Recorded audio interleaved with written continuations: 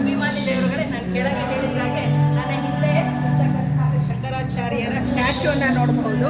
So ಈ ಸ್ಟ್ಯಾಚ್ಯೂವಿನ ಸುತ್ತಮುತ್ತನೂ ಸಹ ಅನೇಕ ವ್ಯಕ್ತಿಗಳ ಮತ್ತು ಮಹಾಪುರುಷರ ನಮಗೆ ಸ್ಟ್ಯಾಚ್ಯೂಗಳನ್ನು ಸಹ ನೋಡೋದಕ್ಕೆ ಸಿಗುತ್ತೆ.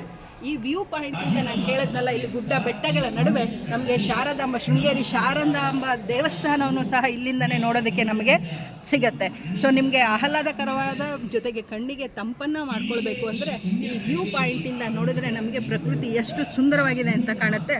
ಜೊತೆಗೆ ಇಲ್ಲಿ ಮಂಗಳವಾರ ರಜೆ ಇರುತ್ತೆ. ಸೊ ಮಂಗಳವಾರ ಮೇಲಕ್ಕೆ ಬರೋದಕ್ಕೆ ಅವಕಾಶ ಇರೋದಿಲ್ಲ. ಇಲ್ಲಿ ಸಂಜೆ ಪ್ರತಿದಿನ ಸಂಜೆ 7 ಗಂಟೆಗೆ ಮ್ಯೂಸಿಕಲ್ ಫೌಂಟೇನ್ ಇರುತ್ತೆ. ಸೊ ಅದನ್ನು ಸಹ ನೋಡೋದಕ್ಕೆ ಅವಕಾಶಗಳು ಇದೆ. ಸೊ ನಾವು ವ್ಯೂ ಪಾಯಿಂಟಲ್ಲಿ ನಿಂತ್ಕೊಂಡು ನೋಡಿದಾಗ ನಮಗೆ ಸುಂದರವಾಗಿರ್ತಕ್ಕಂತಹ ಗುಡ್ಡ ಬೆಟ್ಟಗಳನ್ನು ನೋಡ್ಬೋದು. ಹಚ್ಚ ಹಸಿರಾಗಿರ್ತಕ್ಕಂತಹ ಮಲೆನಾಡಿನ ಪ್ರಕೃತಿಯನ್ನು ಸವಿಯಬಹುದು. ಈ ಸ್ಟ್ಯಾಚ್ಯೂವಿನ ಸುತ್ತಮುತ್ತಲೂ ಸಹ ಅನೇಕ ಸ್ಟ್ಯಾಚ್ಯೂಗಳನ್ನು ನೋಡೋದಕ್ಕೆ ಸಿಗುತ್ತೆ.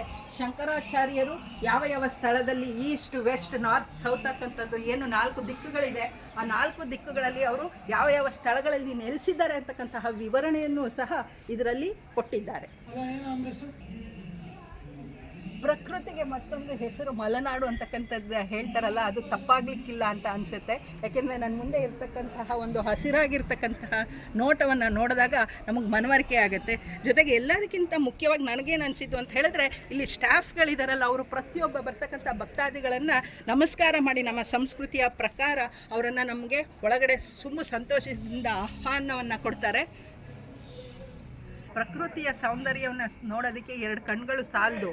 ಕಣ್ಣಿಗೆ ಹಬ್ಬವನ್ನು ಸೃಷ್ಟಿ ಮಾಡಬೇಕು ಅಂತ ಹೇಳಿದ್ರೆ, ಶುದ್ಧವಾಗಿರ್ತಕ್ಕಂಥ ಗಾಳಿಯನ್ನು ಆಸ್ವಾದಿಸಬೇಕು, ಅದನ್ನು ತಗೊಳ್ಬೇಕು ಅಂತ ಹೇಳಿದ್ರೆ, ಜೊತೆಗೆ ನಮ್ಮ ರಮಣೀಯವಾಗಿರ್ತಕ್ಕಂತಹ ಪ್ರಕೃತಿಯ ನೋಟವನ್ನು ನೋಡಬೇಕು ಅಂತ ಹೇಳಿದ್ರೆ ನೀವು ಒಂದ್ಸರಿ ಬರಬೇಕು. ಇಲ್ಲಿ ನೋಡಿದಾಗ ನಾನು ಹೇಳಿರ್ತಕ್ಕಂಥದ್ದು ಸತ್ಯ ಅಂತ ನಿಮಗೆ ಮನವರಿಕೆ ಆಗುತ್ತೆ. ಸೊ ಶಂಕರಾಚಾರ್ಯರ ಸ್ಟ್ಯಾಚ್ಯೂವನ್ನು ನೋಡಿದಾಗ ಅವರ ಮುಖದಲ್ಲಿರ್ತಕ್ಕಂತಹ ಮಗುವಿನ ಮುಗ್ಧತೆ ಎದ್ದು ಕಾಣುತ್ತೆ.